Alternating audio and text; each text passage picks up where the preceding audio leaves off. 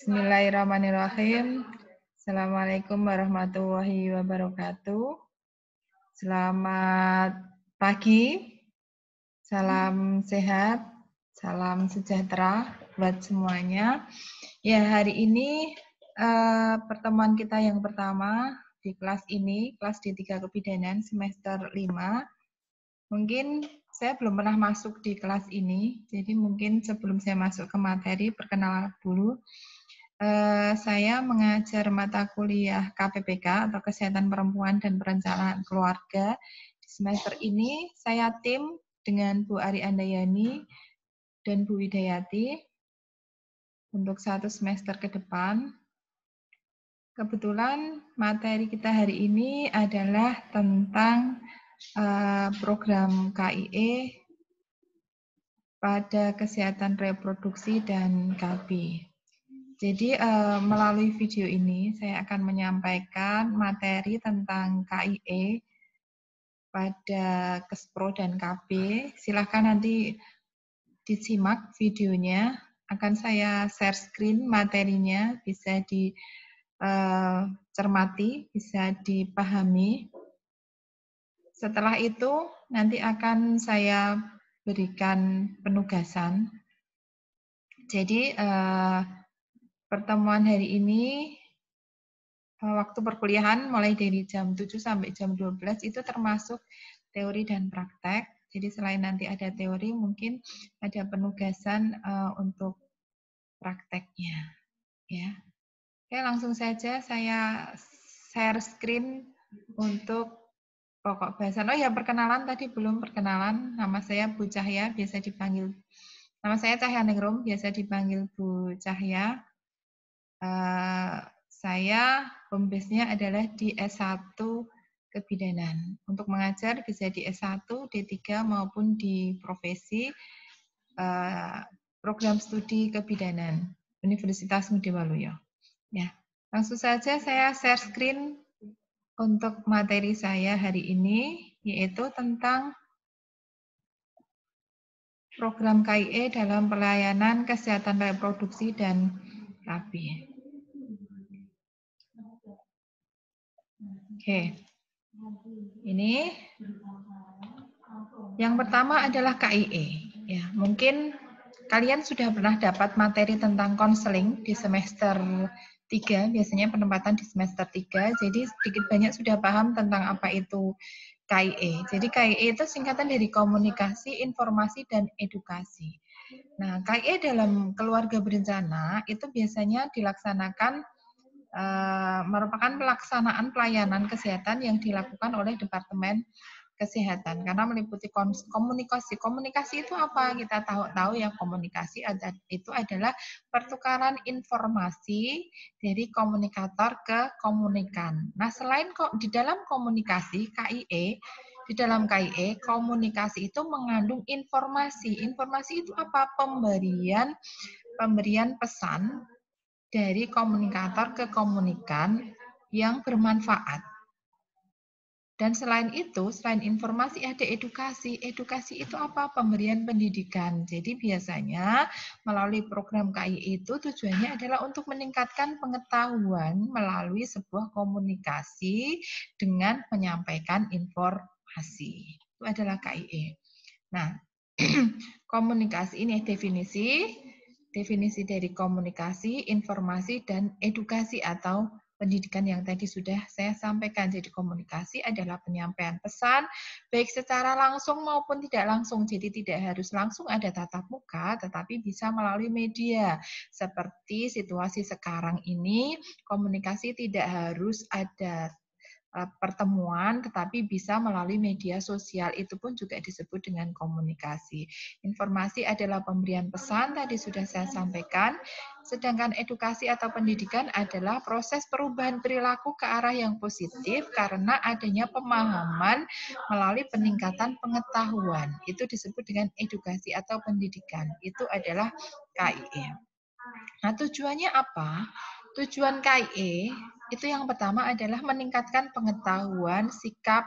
Nah, kalau ini kita sudah masuk ke tujuan KIE dari program KB, yang pertama adalah meningkatkan pengetahuan, sikap, dan praktik KB sehingga tercapai penambahan peserta baru, membina kelestarian peserta KB. Jadi, tujuan KIE adalah untuk meningkatkan cakupan atau meningkatkan kepesertaan masyarakat supaya menjadi yang belum menjadi akseptor KB nanti akhirnya menjadi akseptor KB, dan yang sudah menjadi akseptor KB dia tidak drop out atau tidak putus di tengah jalan, tetapi tetap lestari menjadi peserta KB atau akseptor KB. Itu tujuan yang pertama.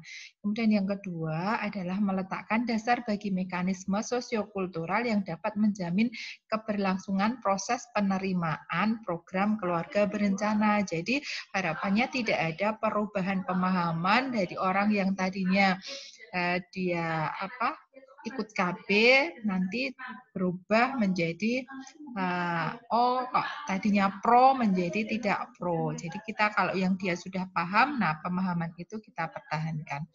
Kemudian yang ketiga adalah mendorong terjadinya proses perubahan perilaku ke arah yang positif. Yang tadinya dia tidak sadar tentang pentingnya KB, menjadi sadar tentang pentingnya KB.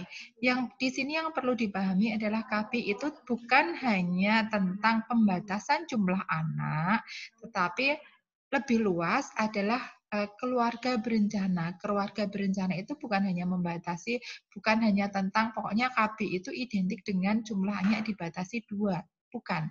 Tetapi perencanaan keluarga, namanya keluarga berencana. Artinya ketika dia hamil pun memang itu kehamilan yang diinginkan. Ketika akan memulai suatu tatanan masuk ke kehidupan rumah tangga, maka rumah tangga itu memang rumah tangga yang sudah direncanakan. Jadi keluarga itu adalah keluarga yang berencana, ada perencanaan, bukan keluarga itu terjadi akibat sesuatu hal yang tidak direncanakan. Contohnya terbentuknya sebuah keluarga akibat karena adanya KTD atau kehamilan yang tidak diinginkan, sehingga mau tidak mau karena sudah hamil akhirnya membentuk keluarga. Pasti itu adalah keluarga yang tidak direncanakan dan pasti berbeda dengan memang keluarga itu yang adalah keluarga yang memang sudah direncanakan. Bukan hanya berefek pada jumlah anak, tetapi semuanya pasti terpengaruh baik sosial, ekonomi, spiritual, nanti sampai ke pendidikan anak, perencanaan anak, dan lain sebagainya itu terpengaruh. Jadi sebenarnya KB itu bukan hanya sesederhana mengatur jumlah anak, tetapi lebih dari itu, mulai dari perencanaan keluarga sampai dengan pelaksanaan semua aspek di dalam keluarga tersebut. Nah, kembali ke KIE, ada 3 jenis kegiatan KIE. Yang pertama adalah KIE perorangan, kemudian ada KIE kelompok, dan KIE massa. Massa itu artinya adalah KIE kepada kepada orang banyak.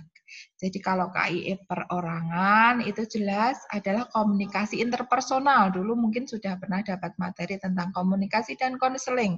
Jadi KIE perorangan itu adalah komunikasi interpersonal antara satu orang dengan antara 2 orang itu ya. Itu contohnya antara petugas dengan individu sasaran program KB. Sedangkan KIE kelompok itu adalah proses yang timbul antara satu petugas dengan 2 sampai 15 orang. Misalkan pada kelompok ibu-ibu, kelas ibu hamil misalkan, atau kelas balita itu ya, itu kan kelompok tertentu. Sedangkan KIE massa itu antara satu petugas kepada orang banyak pada masyarakat, itu KIE massa. Nah, ada 2 faktor yang mempengaruhi KIE, itu menurut Effendi tahun 98, ada faktor penunjang dan ada faktor penghambat. Penunjangnya apa? Pengetahuan. Pengetahuan siapa? Pengetahuan dari pemberi informasi dan penerima informasi. Contohnya kalau kalian ngobrol dengan orang yang pengetahuannya memang sudah baik tentang dia pengalaman, misalkan tingkat pendidikannya cukup tinggi, dengan orang yang tidak pengalaman, dengan orang yang tingkat pengetahuannya atau pendidikannya kurang atau rendah, pasti berbeda. Berbeda di apa? Berbeda di pemahaman tentang informasi yang diberikan. Nah, kalau semakin tinggi tingkat pengetahuan, maka biasanya akan semakin mudah di dalam memberikan KIE, sehingga pengetahuan itu menjadi faktor penunjang. Nah, selain pengetahuan, ada keterampilan. Keterampilan siapa? Keterampilan dari komunikator. Komunikator itu apa? Pemberi informasi pelaksana, yaitu tenaga kesehatan. Dalam hal ini biasanya bidan, ya. Jadi keterampilan bidan untuk apa? Keterampilan bidan di dalam melakukan komunikasi, di dalam melakukan konseling itu akan mempengaruhi proses KIE yang dilakukan, sehingga semakin terampil bidan berkomunikasi akan semakin berhasil proses KIE yang dilakukan. Makanya memang jadi bidan itu harus belajar tentang komunikasi. Nah, itu faktor penunjang, ada pengetahuan dan keterampilan. Selain faktor penunjang, ada faktor penghambat. Ada beberapa faktor penghambat di dalam KIE. Yang pertama adalah lingkungan tempat pelaksanaan.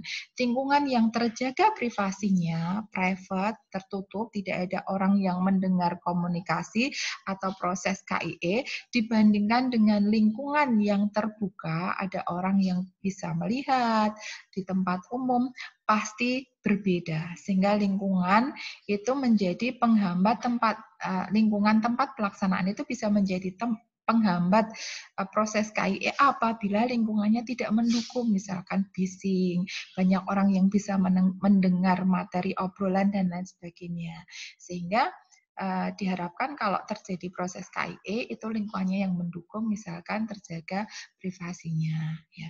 Kemudian selain itu ada pengetahuan komunikan yang terlalu rendah. Komunikan itu siapa? Penerima informasi. Siapa itu? Akseptor atau calon akseptor, pasien. Ya.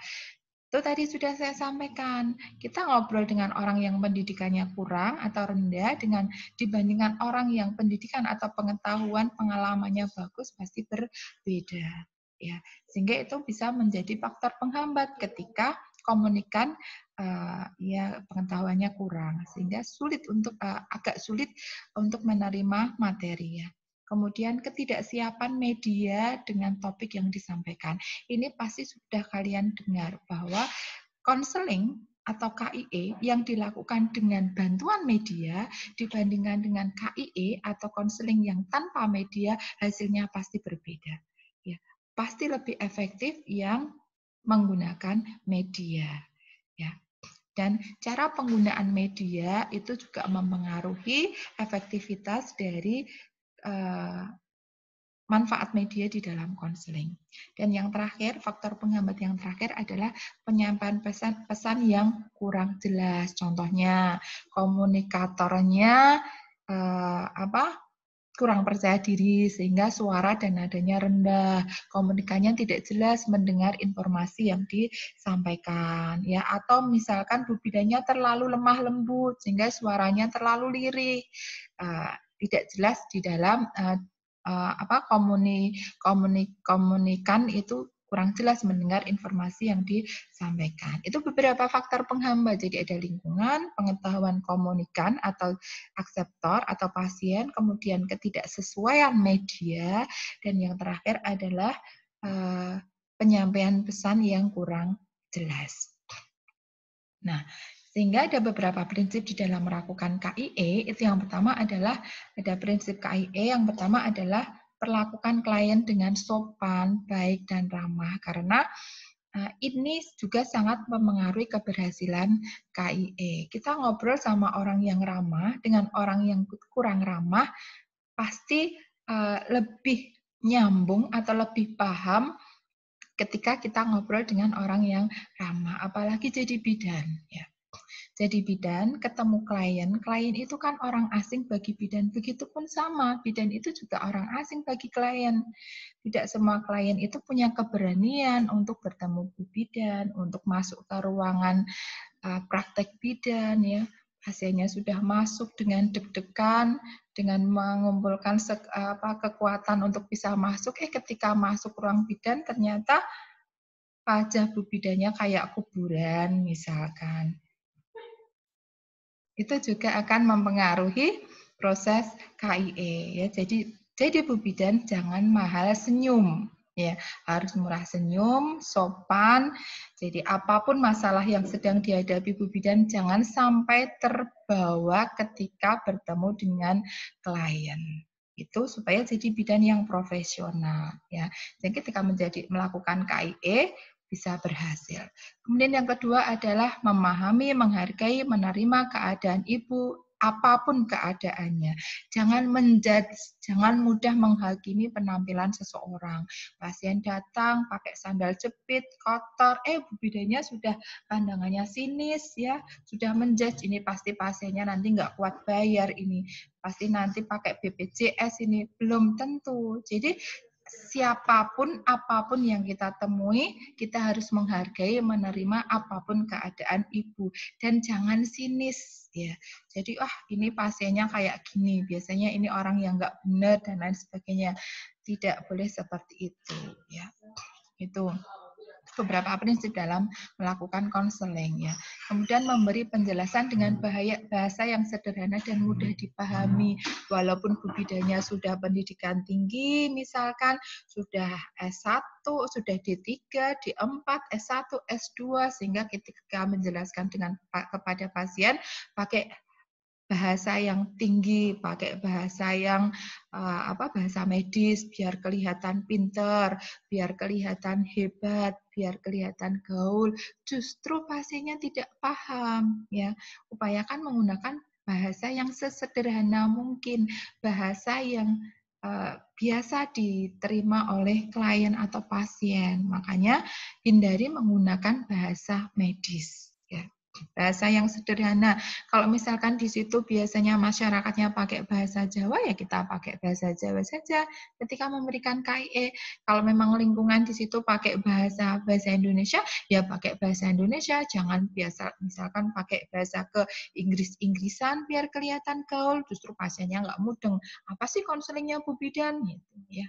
Kemudian menggunakan alat peraga, tadi sudah saya sampaikan, pakai media dan tidak pakai media, pemahaman pasien akan berbeda. Pasti lebih mudeng, yang lebih mudah dipahami yang pakai media, dan usahakan pakai alat peraga yang menarik. Contoh, kemudian pakai contoh kehidupan sehari-hari, pasti nanti lebih mudah dipahami oleh klien. Kemudian menyesuaikan isi penyuluhan dengan keadaan dan resiko yang dimiliki ibu. Jangan terlalu geladrah, jangan terlalu kemana-mana. Informasi yang tidak diperlukan, tidak penting diterima ibu disampaikan. Jadi akhirnya informasinya terlalu banyak dan itu nggak sesuai dengan keadaan ibu. Ya akhirnya ibu ora tambah mudeng, tapi malah mubeng, tambah bingung ya. Itu. Jadi nggak boleh fokus saja kepada keadaan ibu sesuai dengan kebutuhan. Jangan terlalu luas kemana-mana, karena penerimaan pasien, informasi semakin banyak, maka semakin banyak yang lupa juga. Makanya sesuaikan dengan kebutuhan, sedikit tetapi sesuai dengan kebutuhan, sesuai dengan yang diharapkan pasien. Itu beberapa prinsip di dalam melakukan KIE. Nah, itu kan tadi KIE. Kemudian di dalam KIE itu ada suatu kegiatan yang disebut dengan konseling. Nah, kalau KIE tadi sudah di depan itu disampaikan oleh petugas ya. Kemudian di sini ada konseling. Nah, konseling itu apa? Konseling adalah proses komunikasi antara konselor dengan pasien, di mana memang konselor sengaja membantu klien dengan menyediakan waktu, keahlian, pengetahuan, informasi tentang akses pada sumber-sumber lain. Konselor membantu klien membuat keputusan atau masalah yang ada dilakukan secara terus-menerus. Jadi kalau konseling itu diawali dari pasien butuh informasi sesuatu. Tetapi kalau KIE itu tidak diawali dari kebutuhan pasien, tetapi diawali oleh keinginan konselor atau keinginan petugas kesehatan untuk menyampaikan informasi. Itu bedanya. Kalau konseling itu pasien butuh konseling sesuatu hal, jadi diawali dari kebutuhan pasien. Kalau KIE itu adalah pemberian informasi, jadi kebutuhannya itu diawali dengan kebutuhan kita ingin masyarakat tahu tentang program KB, kita ingin tahu masyarakat paham tentang metode kontrasepsi, itu disebut KIE. Tapi kalau konseling itu karena pasien itu perlu pengetahuan tentang apa sih, pengen dia datang karena pengen tahu tentang metode kontrasepsi jangka panjang yang pasien tidak tahu, sehingga dilakukan konseling. Yaitu bedanya antara KIE dengan konseling, gitu ya. Nah, konseling itu adalah komunikasi interpersonal. Konseling sama saja disebut, kalau kemarin sudah belajar tentang ilmu komunikasi di semester 3, biasanya itu ada komunikasi intrapersonal, komunikasi interpersonal, komunikasi kelompok. Nah, konseling ini adalah contoh dari komunikasi interpersonal, sehingga biasanya komunikasinya antara dua orang, mendalam, gitu ya. Masih ingat materi tentang itu. Nah, teknik konseling ada cara suportif, ada cara katarsis, ada cara refleksi, dan informatif. Bedanya apa? Jadi, cara suportif itu adalah kita memberikan support. Kita memberikan support kepada klien atau kepada pasien.